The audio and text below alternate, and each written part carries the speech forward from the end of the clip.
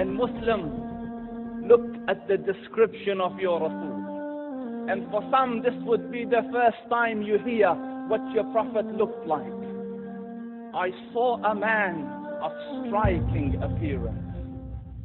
ظاهر الوضاء أبلج الوجه, radiant face, حسن الخلق, beautifully created.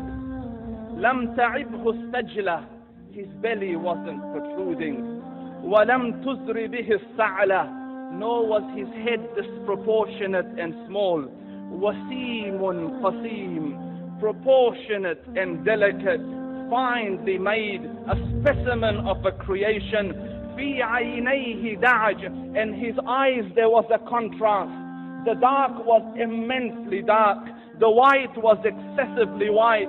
وفي أشفاره وطف, and his eyelashes were long. وفي صوته صهل, and in his voice was a natural echo. وفي عنقه سطع, and his neck was elegantly long. وفي لحيته كثافة, his beard was full and thick. أزج أقرن, his eyebrows were arched, but they were not joined. It was separated. In صمت فعليه الوقار, when he was silent, dignity covered him. وإن تكلم سماه وعلاه البهاء, and when he spoke, it was audible and clear, almost commanding and overtaking. أجمل الناس وأبهاهم من بعيد, from afar the most striking and outstanding in appearance.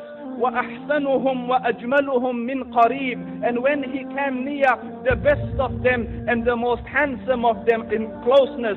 حلو المنطق, so such an exalted and sweet level of logic. Like when he used to speak, it was so coherently logical, it was smooth and easy to understand. فصل لا نزر ولا هزر, he was to the point, not excessive, nor too short. كأن منطقه خرزات نظم يتحدرن, his logic, his utterances, his words were like jewels coming out of a necklace, calculated, polished, one after the other. It would flow magically. ربعة, he was medium in height. Your eye didn't have to strain to look up at him, nor was it tedious to look down at him. He was a comfortable sight to look at. له رفقاء يحفون به, he had friends. The people that were with him, they were working around him to try to serve and protect him. إن قال سمعوا لقوله, when he used to say something, they used to hearken to what he used to say. وإن أمر تبادروا إلى أمره, when he commanded, they used to compete to fulfill the command. This is Muhammad Rasulullah. This is Muhammad Rasulullah. Anas ibn Malik says, he says, I came out one night, I came out one night, it was the full moon night.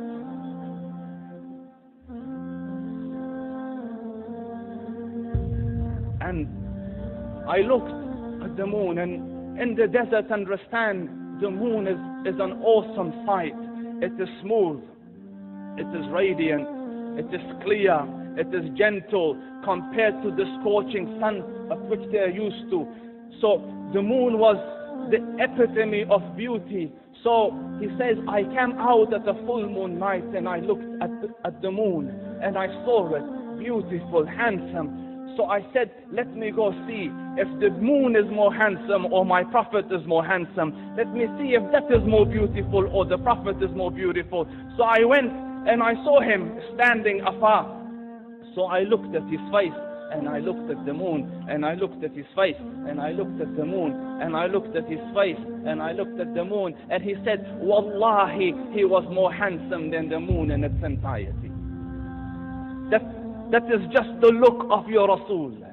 Aisha radiyallahu anha says, I was sewing with a needle, my needle dropped in the dark, I couldn't find it. I said, Ya Rasul, I can't find it. He moved his face close, and I swear, out of the radiance of his face, I found my needle.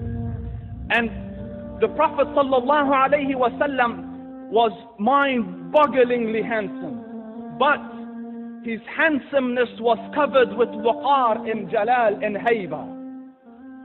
The Sahaba say, when we used to sit at his feet, two feelings conflicting would come on the heart. The first one, you wanted to look at him. You wanted to behold the majesty of his face.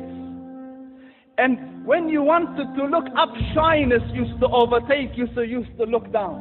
Amr ibn al-As says, I sat with him many times, but if you ask me to describe his face, I can't describe it.